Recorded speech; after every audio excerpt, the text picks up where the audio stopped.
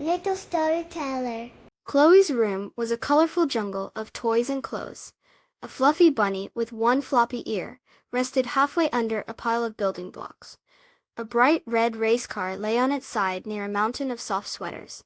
Chloe loved playing, and sometimes putting things away was not her favorite thing.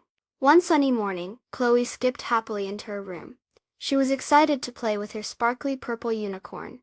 But as she took a step, ouch! She had stepped on a small, pointy toy truck. "Oh," she said, rubbing her toe.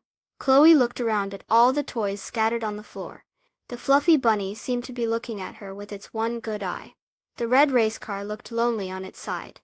Chloe thought, maybe if my floor wasn't so messy, I wouldn't step on things. She decided to start with the building blocks.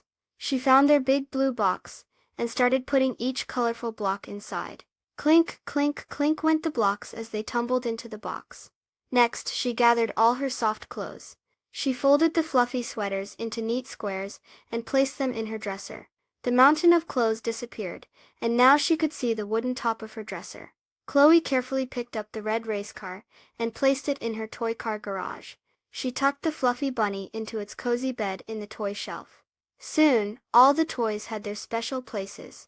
Chloe looked around her room. It was bright and tidy. The sunbeams danced on the clean floor. She could see her sparkly purple unicorn sitting on her neatly made bed. She smiled. It felt good to have a clean room. Chloe picked up her sparkly purple unicorn and started to play. She could now see all her toys and move around easily.